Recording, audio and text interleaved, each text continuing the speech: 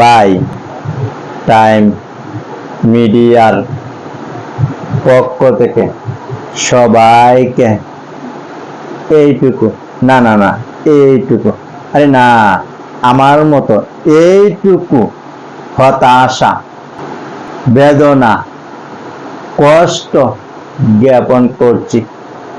মূল কথায় আসি। আচ্ছা ভাই, আজকে যে বাংলাদেশ টিম ব্যাটিং যে করছে, ব্যাটিং এর কথায় আসি। আরে ভাই, আমাদের যে বাই টাইম টিমের এডমিন ইয়াসিন আরাফাত, তারেও যদি আজকে মাঠে নামানো হতো তার চেয়েও ভালো খেলতো। মানে আসলে কি বলবো, এরা যে ব্যাটিং এর নামাইছেন, ব্যাটিং নামানোর কি কোনো পরিকল্পনা ছিল ভাই? বলেন তো, এদের কি পরিকল্পনা ছিল?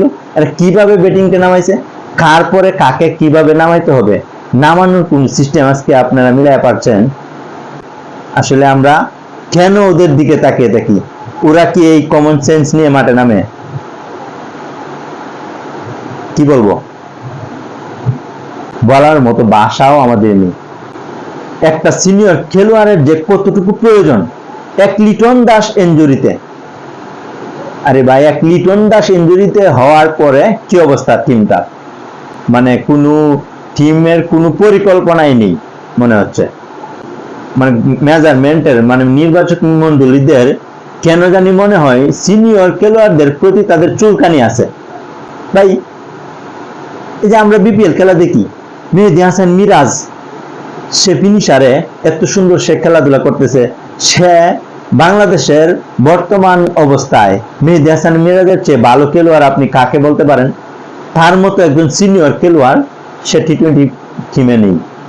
আজকে যদি অভিজ্ঞতা সম্পন্ন একটা টিম থাকতো তাহলে আজকে আমাদের এই ম্যাচটা হারতে হতো না। আরে ভাই 135 রান, যে পাড়া ধান খেতে ভাই, বা ধান খেতে ক্রিজ বানায় বানায় খেলে যে সব খেলোয়াড় এর চাইতেও ভালো করবে। কি রে ভাই, তোরা খেলতে, তোদের খেলার মান মানসিকতা যদি এরকমই হয় তোরা খেলতে যাবি কেন রে ভাই?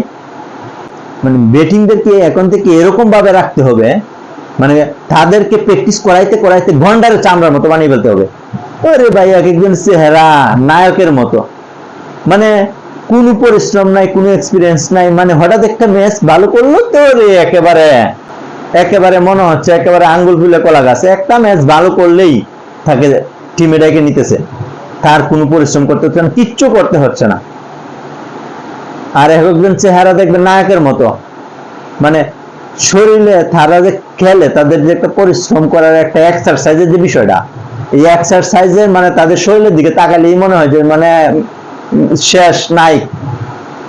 এদেরকে দিয়ে এখন থেকে প্রয়োজনে মাঠের পাশে হাল চাষ করাইতে হবে, এদের চামড়াগুলা গন্ডারের চামড়ার মতো বানাইতে হবে। তারপরে যদি তাদের একটা কমন সেন্স হয়, মানে এরা কি, মানে এরা কি দিতে চায় বাংলাদেশটাকে, এরা আমাদের দেশটাকে কি দিতে চায়? 135 রানের একটা ম্যাচ, আরে ভাই কি বলবো। যাই হোক, বাই টাইম মিডিয়ার দর্শকদেরকে বলবো যে আপনারা হতাশ হবেন না। আমি এই ম্যাচটার আগে একটা পোস্ট করেছিলাম বাই টাইম মিডিয়াতে, বলছিলাম যে আমরা এবার,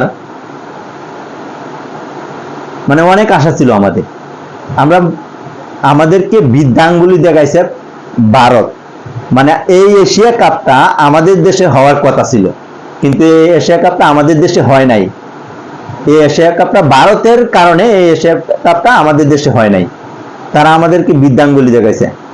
আমি একটা আশা নিয়েছিলাম যে আমরা তাদেরকে একটা বৃদ্ধাঙ্গুলি দেখাবো, মানে আমরা একটা এশিয়া কাপ আনবো, তখন তাদেরকে একটা বৃদ্ধাঙ্গুলি দেখাবো। কিন্তু ভাই কি করার, আমাদের দেশের খেলোয়াড়রাই আমাদেরকে বৃদ্ধাঙ্গুলি দেখাই দিচ্ছে, কিচ্ছু করার নাই।